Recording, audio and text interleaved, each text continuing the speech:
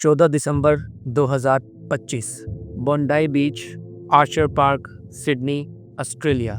Jewish community के 1000 से ज़ायद लोग फैमिली फेस्टिवल और पब्लिक फेस्टिवल मनाने के लिए आर्चर पार्क, बोंडाई बीच पर जमा होते हैं। ज्यूइश कम्युनिटी ये फेस्टिवल हर साल बनाती है और ये फेस्टिवल 8 दिनों तक मुसलसल जारी रहता है। इस फेस्टिवल को लाइट फेस्टिवल भी कहते हैं और ये फेस्टिवल ज्यूइश कम्युनिटी की एक ऑर्गेनाइजेशन हबाद ऑर्गेनाइज करवाती है।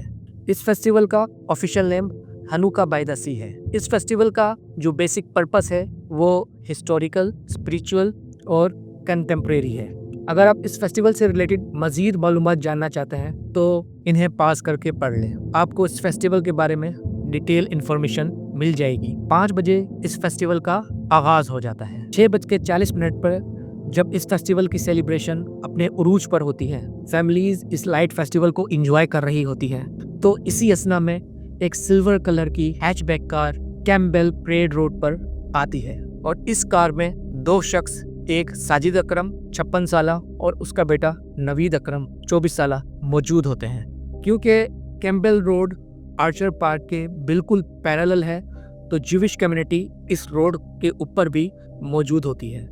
जैसे ही ये कार कैम्पबेल रोड पर पार्क होती है तो एक रशियन कपल बोरिस गुरमैन और उनकी वाइफ सोफिया गुरमैन इस पुरस्कार कार के विंड स्क्रीन पर जब नज़र दौड़ाते हैं तो उनको एक ब्लैक कलर का झंडा जिसके ऊपर अरेबिक में कुछ लिखा होता है को देख लेते हैं और वो ख़तरे को भांप लेते हैं और वो ये समझ जाते हैं कि कोई टेररिस्ट अटैक होने जा रहा है।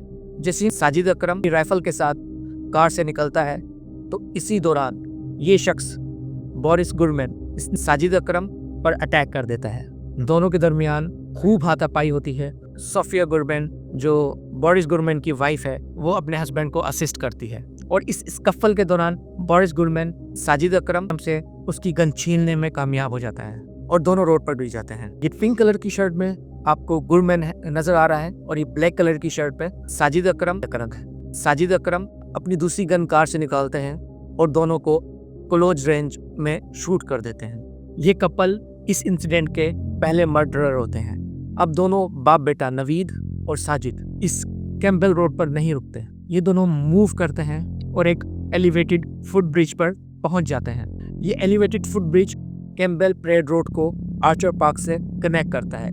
आप इन फुटेजेस में देख सकते हैं कि नवीद अकरम और साजिद अकरम इस एलिवेटेड फुट ब्रिज पर खड़े होकर आर्चर पार्क जो कि फुट ब्रिज से नीचे लेवल पर है, जहां पर फैमिलीज और बच्चे मौजूद हैं, उन पर फायर ओपन कर देते हैं और 1 मिनट के अंदर 83 राउंड फायर कर चुके होते हैं, जिसके नतीजे में 15 लोगों की मौत मौके पर वाक़ई हो जाती है और दर्जनों शदीद जख्मी हो जाते हैं।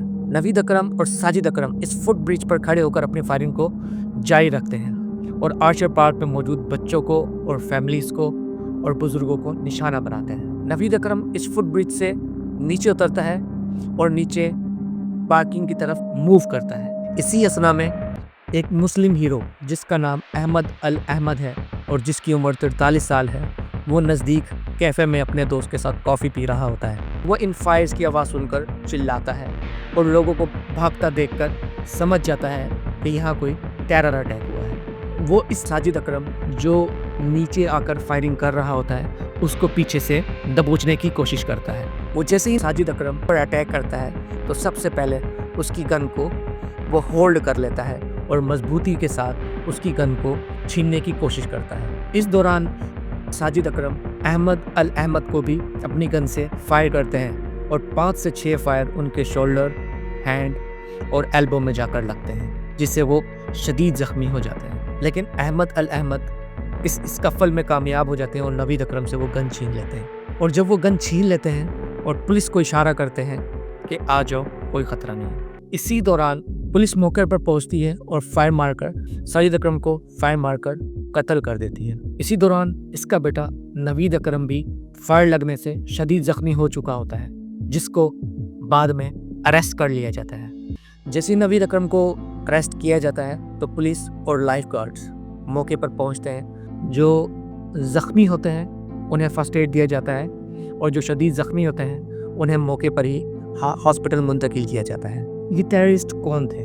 साजिद अकरम 1998 में इंडिया से ट्रैवल करके ऑस्ट्रेलिया आया था, और जबकि इसका बेटा नवीद अकरम ऑस्ट्रेलिया में ही पैदा हुआ था। साजिद अकरम का ताल्लुक तेलंगाना स्टेट की एक शहर हैदराबाद से है, जबकि इसका बेटा नवीद अकरम ऑस्ट्रेलिया में ही पैदा हुआ है। 2019 में नवीद अकरम को ऑस्ट्रेलिया की सिक्योरिटी एजेंसी ने अरेस्ट कर लिया था, लेकिन उसको उस वक्त एक थ्रेट समझा नहीं गया और उसे छोड़ दिया गया। मेजॉरिटी ऑफ अटैक्स के पीछे मुसलमानों का हाथ होता है और मुसलमान ही दहशतगर्द होते हैं। तो फिर इस वाक़ये में नवीद अकरम और साजिद अकरम 2 मुस्लिम पर्सनल्स थे, लेकिन जो प्रोटेक्टर था अहमद अल अहमद, वो भी तो मुसलमान था। उसके बारे में आप क्या कहेंगे? अगर अहमद अल अहमद मौके पर ना पहुंचता और साजिद अकरम को इंगेज ना करता तो कैजुअलिटीज़ की तादाद बहुत ज़्यादा हो सकती थी।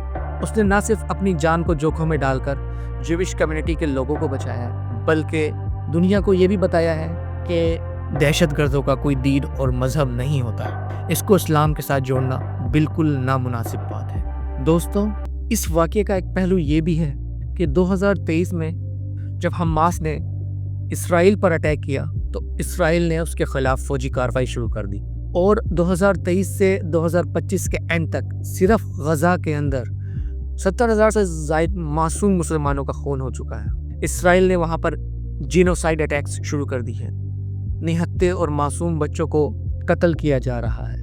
ये बात इम्पोर्टेंट है कि कुछ मुस्लिम्स यहूदियों से नफ़रत करते हैं, और यहूदियों से नफ़रत करने की असल वजह ही इसराइल के हाथ मासूम मुसलमानों का कत्ल है। रिसेंटली आपने देखा होगा फ़लस्तीन, लिबनान और रिसेंटली दोहा कतर में जो अटैक्स हुए हैं उसमें सिर्फ मुसलमान ही मारे गए हैं। दोस्तों, गज़ा में लोगों के पास रहने के लिए घर नहीं, खाने के लिए रोटी नहीं, वहाँ बुनियादी सहूलियात ख़त्म हो चुकी हैं। आखिर में दोस्तों मैं आपसे ये कहूँगा कि एक इंसान का कत्ल पूरी इंसानियत का कत्ल है। इंसानियत सबसे पहले है।